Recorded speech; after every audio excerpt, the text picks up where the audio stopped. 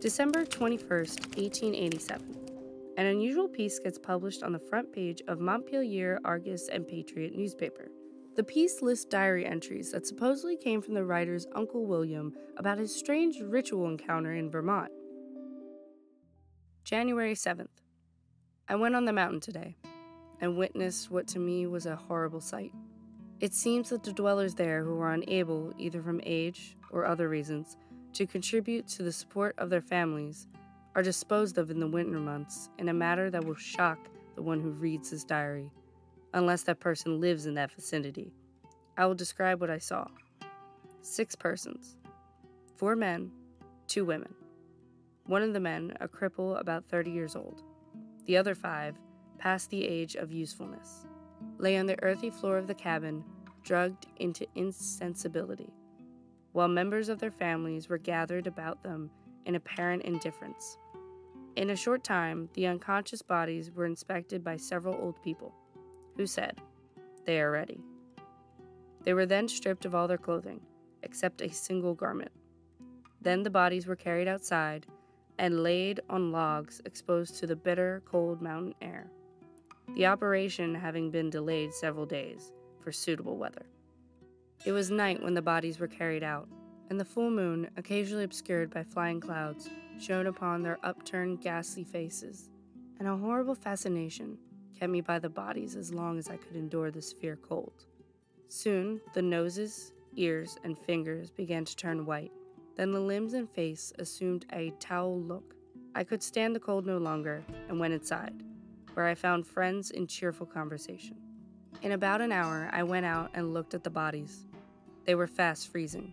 I could not shut out the sight of those freezing bodies outside, nor could I bear to be in the darkness. But I piled on the wood in the cavernous fireplace, and seated on a shingle block, passed the dreary night, terror-stricken by the horrible sights I had witnessed.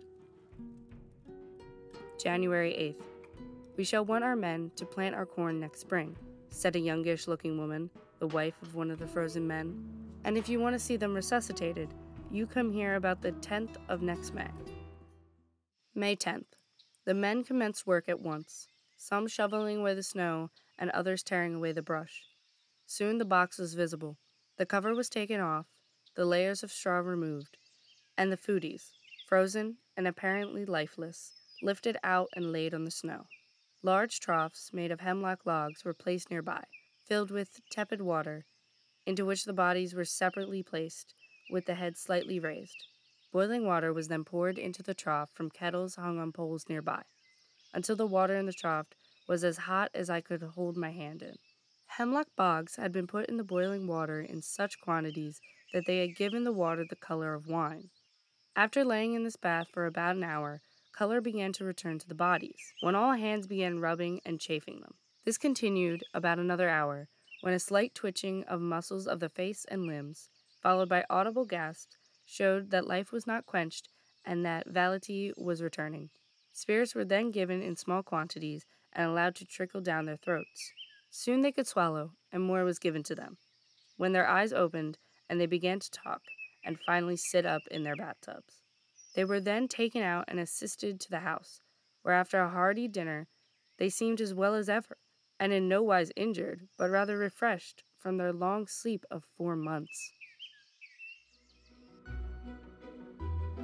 Before we pull this legend apart, be sure to like and subscribe for more strange and unusual content. Now, time for the truth. The journey of discovering the truth behind this crazy story all begins in an old attic in Vermont. One day, Albert Stevens found an old newspaper clipping titled "A Strange Tale" amongst his late mother's belongings. The story was so bizarre that he brought it to Rutland Herald, which published a report about it. The story got a lot of attention, and eventually, the Boston Globe, Yankee Magazine, and the Old Farmer's Almanac also wrote their own accounts about it. In 1949, Rowland Wells Robbins, with the help of Vermont State Library staff, was able to trace the piece back to the original 1887 newspaper article. Then Robbins published his own article about everything he was able to find about the original newspaper piece. That article caught the attention of the granddaughter of the anonymous writer who revealed the truth behind the story. The anonymous writer was Alan Morse, a farmer from Calais, Vermont. His granddaughter explained that he was a storyteller in the family and was always coming up with elaborate tales. This specific story was first told at a family reunion. Originally, Morse wasn't going to tell this story, but then his cousin Benjamin Morse and his wife arrived with a dramatic story of their own. They claimed to have seen a blue flame burst from one of the graves as they passed the cemetery.